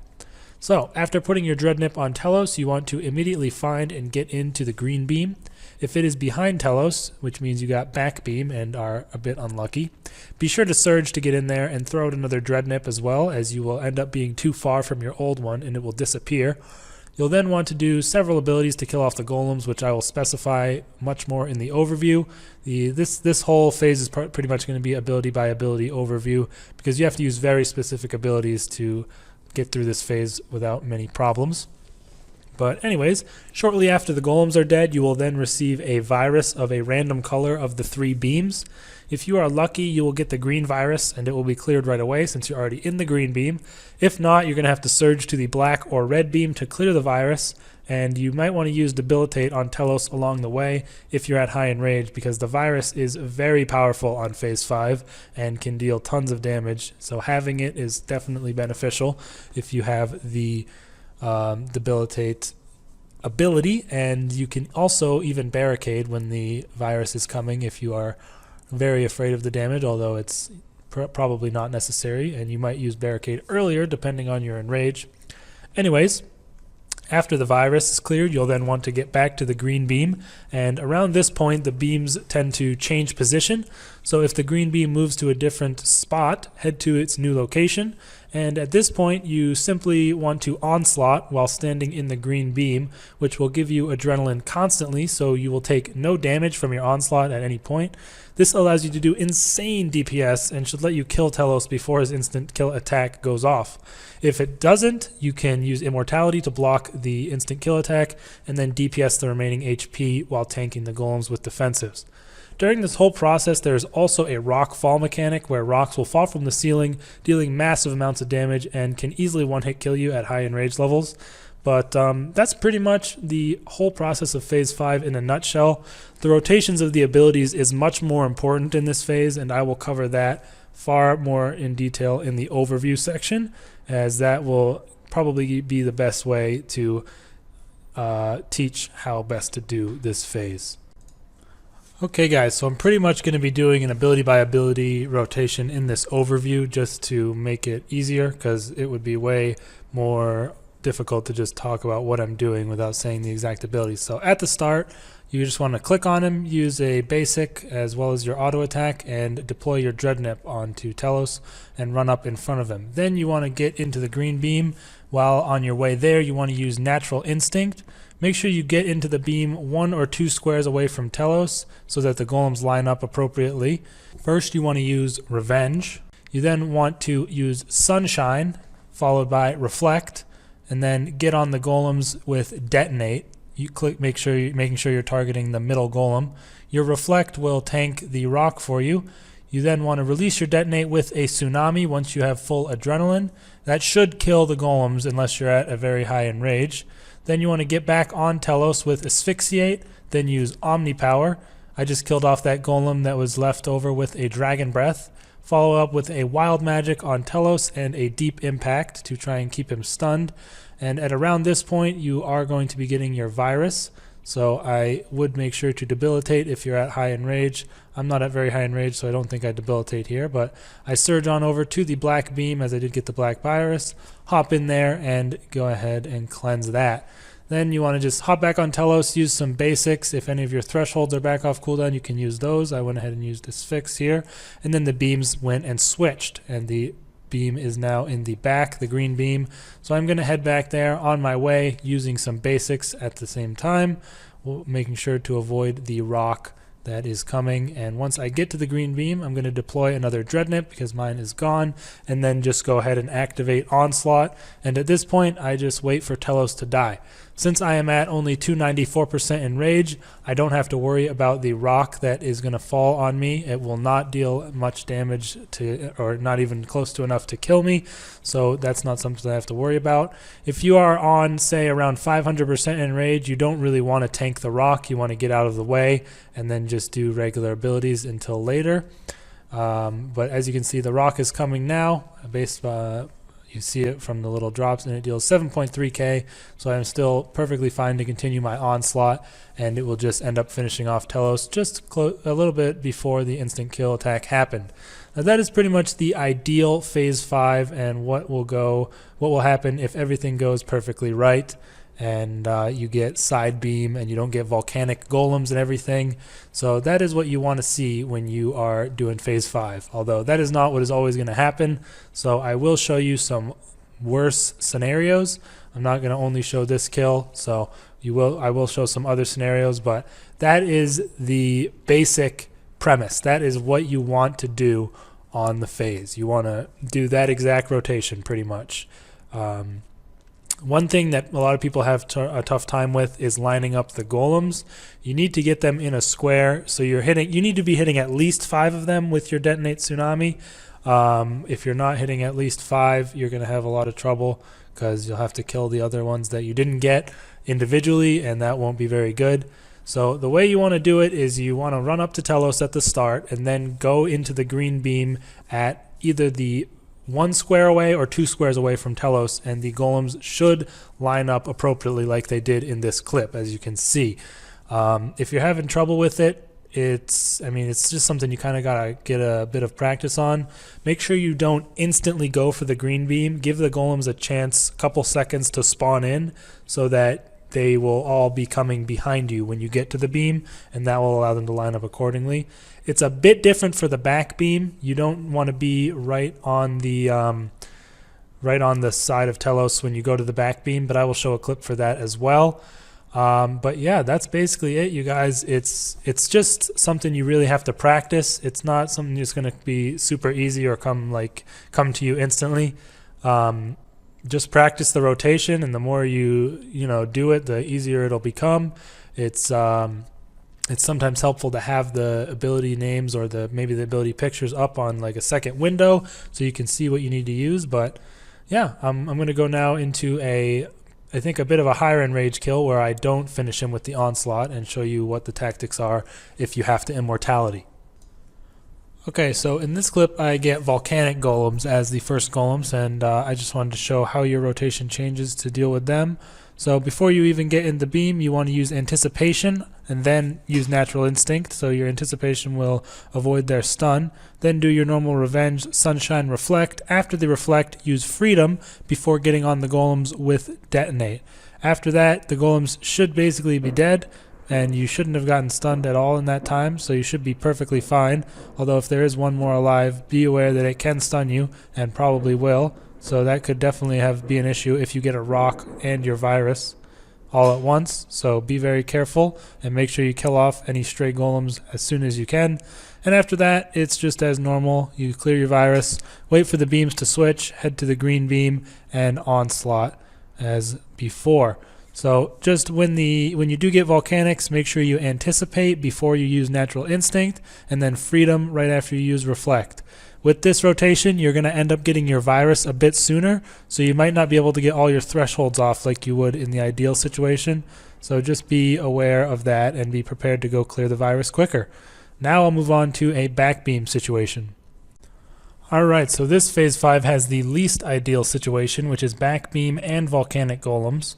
What you want to make sure you do is on your way over, you're going to want to surge there to get there faster, then anticipate on your way into the beam, use your natural instinct and your revenge, then sunshine, and get your reflect off right before the rock falls. Then you do your freedom and you detonate into tsunami as usual.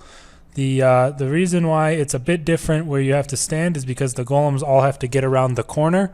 As you can see, I'm 3 or 4 squares away from Telos at this point, and due to the backbeam and the volcanics, I get my virus quite early, so I do wait a little bit, use some thresholds to continue getting damage, and then the beam switches and I hop into Onslaught as it switched right next to me. But yeah, the main things that'll help you is lining up the golems perfectly like that. You can just run around the corner right next to Telos, and the golems will all follow you around, and then once you get to the beam, you take a few steps back, and then they will line up in the same way. Unfortunately, I forgot to drink my prayer up in all this chaos, so I had to stop my onslaught. That is one thing that is quite tough to do. Make sure you are keeping your prayer and health as high as possible at all times. Your prayer drains much faster when you have the green beam on you. But we have gotten the instant kill attack because of all that, so I went ahead and used Immortality, hopped in the green beam, switched my spell to Ice Barrage, which is fairly important. After you get instant killed on one of these rotations, you're going to want to Sunshine in the green beam, and make sure you're always watching out for rocks, because those can easily kill you. The golems are then going to spawn, so you're going to want to use that to your advantage by using Revenge, as that will allow you to get some pretty good damage off while still having your shield on. So you use Reflect, Revenge, and then you can go ahead and use Barricade to help prevent more damage. Usually you want to wait a little longer on Barricade. I used it too early there. You want to probably wait longer on Barricade until you're closer to getting your virus, as I do right here, and it does quite a bit of damage to me because I had barricaded already. But then you want to get into the green beam once again if it switches, and you can pretty much finish them off at this point. Something that you can do if you're taking way too much damage and you need to get away from the minions at this point is just freeze them and start running around in circles around Telos, as the minions won't be able to chase you if you are right next to Telos and they're all lined up. You can just freeze them and run away. That is a legitimate strategy, especially if Telos is quite low and you feel you can just DPS him out before the end of his next instant kill attack. As you can also probably have seen in that clip, I'm just going to replay it here, but I'm not watching it, but I know that I did switch to my 3 pieces of Acto that I had in my inventory as well when he did the instant kill attack, and as a result of that I got an Acto reset quite early on, which meant even if I failed to DPS enough to get the kill, I would have had Immortality available on the next rotation. If you do not have a defensive reset, your Immortality will not be available on the next rotation of the instant kill attack, meaning you'll either have to faunt the minions or take the sign. It's really up to you. I would usually just take the sign in the past, but since Desert Pantheon is no longer around, I mean, you probably want to try and faunt the minions if you can, although it's pretty hard to do, and it can end up getting you killed sometimes because you might get clipped by a stray rock or something that you didn't notice, and it will often end up getting you killed. But if you do want to faunt the minions, you're going to want to lure them to their faunt and then try and Ice Barrage them and freeze them, and then walk away so you don't take any damage from their melee attacks, as they can do a lot of damage. But yeah, that is the least ideal situation, Volcanic Golems and the back beam. It'll be quite hard to get 0 fonts when you have that situation occur, but either way you should be able to get the kill after using your Immortality. I could have maybe gotten a 0 font there if I hadn't forgotten to drink my prayer pots up before I onslaughted, because I had quite a decent amount of time to onslaught there, but I did mess it up. Either way, that is pretty much going to do it, I guess, for this guide, you guys. Phase 5 is just something you really need to practice a lot to get down well and get it to perfectly go the same way every time. It's something you really need to be adaptable on phase 5. At the start, it's not too hard because you can just, you go to wherever the beam is, you do your normal rotation, kill the golems, head over and onslaught. But if something bad happens, like say you are getting volcanic golems and one stays alive and you get stunned and you take a long time to clear your virus, then you won't have as much time to onslaught, and it's just a little bit tough sometimes to get enough damage in. At that point, it might be worth considering trying to font the golems on the second rotation. It's just something you really have to just judge it for yourself when you're doing it. But if you guys have any specific questions, I'm more than willing to answer them. Like if there's a certain scenario or situation that keeps happening to you and you don't know what to do, I am sure I'll be able to help you out with anything like that. Other than that, also you want to make sure that you are, like I said, always keeping your prayer points high. It is very easy to get smited by the green beam and not realize it because there's so much going on that you need to focus on. It can really easily slip your mind not to drink up your prayer pots. Yeah, other than that, guys, I think that's pretty much it for this guide. I hope you all did enjoy it. It took a long time to make. It's been a long time in the running. This video is probably extremely long. I hope it had all the information you were hoping for in it. If there's anything I missed that you think I should add in, please leave in the comments. I think I covered pretty much everything I wanted to cover. Hopefully it helps you get some Telos kills, maybe helps you push to an Enrage you never thought you could. But I would highly, even if you are thinking you never want to do this boss, I would highly recommend trying it. It is extremely fun once you get to know it, and I think it's easily my favorite boss in the game. I think it's definitely the greatest boss they've ever made on RuneScape thus far. So, yeah, that is my guide for Telos. Appreciate it if you really watched this whole thing. I hope it helped you out. Hope you learned something, even if you're someone who already knows Telos. It definitely there's definitely new things you can always be learning and adding to your your tool belt of things to use during the kills, because there's always something new that people are coming up with or new ways to adapt to certain situations, and it's really important to know as much as you can about the boss.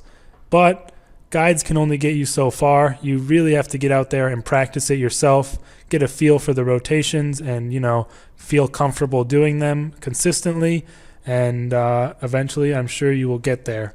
I remember myself when I was streaking from 0 to 250 in Rage and claiming because I thought I would die, and now I'm easily streaking 0 to 700 plus every time, and I'm definitely going to be pushing over on 1k in Rage once I finish my Acto set off. So you can do it. Just believe in yourself, and you got to put in the time and the effort and the GP to learn the boss, because it's not going to be something you can learn in an hour or two. You're going to always be improving. Even now, I look at some of these old clips in this video and I see things I was doing wrong, and I've improved since then. So it's definitely a rewarding boss. I really, really love it, and I hope you guys will come to love it too with the help of this guide. I hope the multiple scenarios on phase 5 was helpful.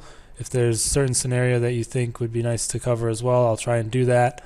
If you get Volcanic's second rotation, you probably want to employ the freeze and run strategy as best you can, while using anticipate and freedom to mitigate the stuns, as they can be really annoying. And if they stun you under a rock and you don't have freedom available, you could just be dead, which is something you don't want to happen. So Volcanic's second rotation is quite bad as well, but you want to try to avoid being anywhere, like you don't want to be in the group of golems while you're on the second rotation unless you're going for a reset.